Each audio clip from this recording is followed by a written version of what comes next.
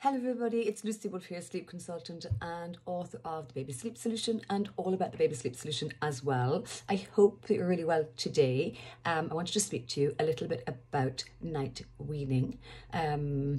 It's a topic I don't talk probably enough about in a social media context, because I feel there are so many variations for what a particular and individual child might need in the overnight period. So I'm always concerned that if I talk about night weaning, it might not be specific enough for your particular child.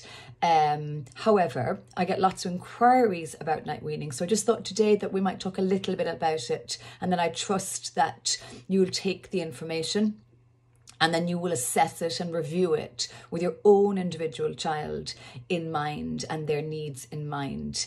I think because overnight waking and excessive nighttime waking, the need and the want for nighttime feeding, they're deeply entrenched. And I'm not suggesting that all of you are relying on nighttime feeds to stitch your night together. What I will say though, it is very common for the nighttime to be stitched together with nighttime feeding. And sometimes this can continue long after the nighttime feeds themselves are actually still needed.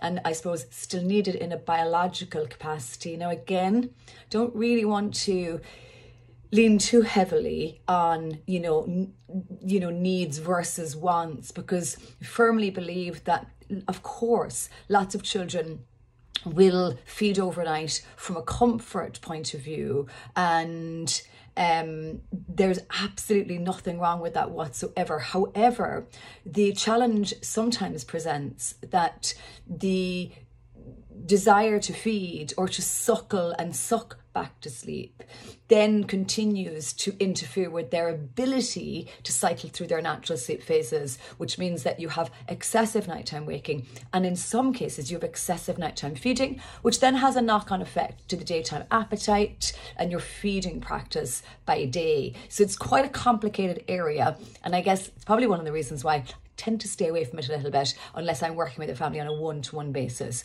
But look, I decided this morning that we could explore it, and I suppose what I will always say to you, and you'll probably be sick of me going on about this, is that whatever happens overnight is normally symptomatic of other things that are going on during the day. So it's never just about night weaning in isolation. It's always going to be looking at, what happens at bedtime, how your day is organised, how well fed your child is or not by day, in an effort to support night weaning. And again, don't want to get into any general suggestions necessarily in terms of what age, but what I will say to you is that I typically wouldn't look at any night weaning until at least 7 months.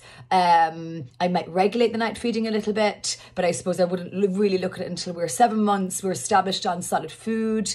We have meat protein or a meat protein equivalent in the diet. And then I guess if you're not working with me directly, then it's probably a good idea to, speak with your health visitor or a GP to get an understanding whether they feel your particular child needs feeding. And if they do, is it one feed they need? Is it 2 feeds they need? I guess once you get beyond 7 months, you probably don't need a series of nighttime feeds. They may need 1 to 2 nighttime feeds. And even at that, we'd be looking to start to get the calorie intake in the daytime, as opposed to lots of nighttime feeding and little daytime feeding. So I suppose I'm going to assume that it is age appropriate for your child to begin night weaning, and then just walk you through how we might achieve that. And again, I know I'm going to sound like a broken record, but I want you to know that it's very different for every child. And again, I'll encourage you to read as much as you can, review as much as you can, and then trust your instincts too as to what your child might need. The problem with nighttime wakings and nighttime feeding is that they're deeply enmeshed with each other, and long after the need to feed, the expectation to feed often remains. So then as your child wakes, they come up to the surface and they expect to be fed, and as a result of the expectation to be fed, it keeps the nighttime waking alive. And so a lot of you that are really trying your best to help your child sleep better, deeper, longer and more, and you're making all of the age relevant changes and adjustments, but you're still struggling overnight. Sometimes it is to do with the nighttime feeding. So I suppose first of all, when we're beginning any sort of a plan, remember we need to have an age appropriate daytime feeding and sleeping balance to the day.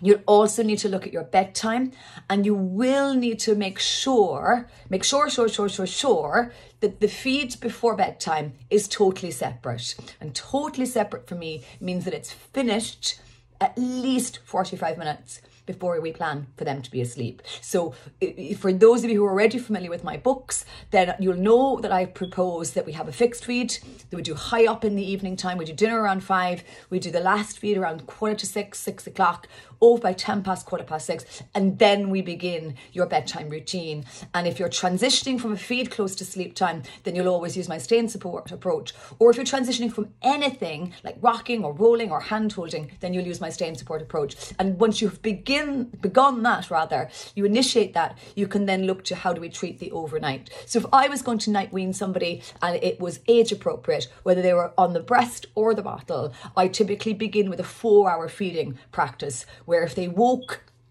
maybe before 10 p.m, I would resettle them using the stay and support approach that I've already used at bedtime. So it's familiar to your child. Then on first wake after 10, I would feed them.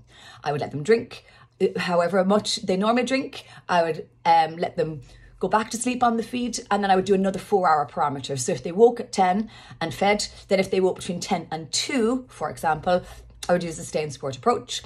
And then on the first week after the next 4-hour profile, I would feed a second time.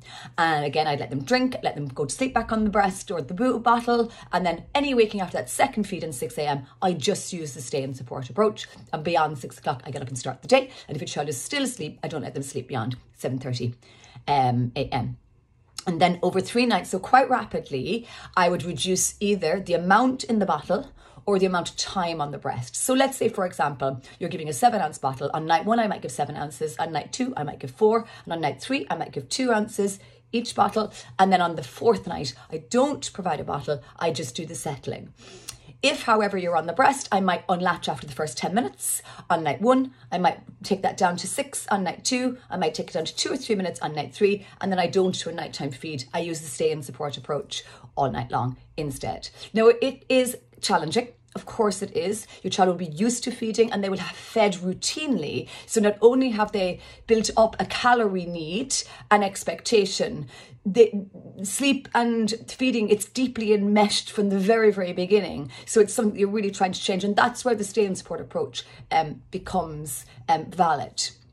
And of course, generally, if you're applying that and you do the weaning over the course of those 3 to 4 days, within the following week, we generally would anticipate to start to see longer stretches, more consolidated sleep. And of course, the challenge sometimes remains is that when you try and keep a feed and you try and drop a feed, and sometimes the expectation to be fed and the confusion for your child remains because they're not too sure why they're fed sometimes and not other times. So I'll always start with allowing them to wake and be fed. And if you're keeping a feed, you might wean the second feed and keep the first feed, or vice versa. But if over the course of, let's say, a week to 10 days, you're not seeing an improvement in terms of the night wakings reducing, getting easier for your child and on, then I typically feel that they maybe are a little bit confused, and I might convert a feed that you're keeping into a dream feed. And this would apply for families that are keeping 1 or 2 feeds. I just convert it into dream feeds where I initiate the feed, which means every time they wake, they are just resettled. And that helps to reduce the confusion. And it means you're sending a lovely, clean and clear and predictable, loving message to your child as you're making those adjustments.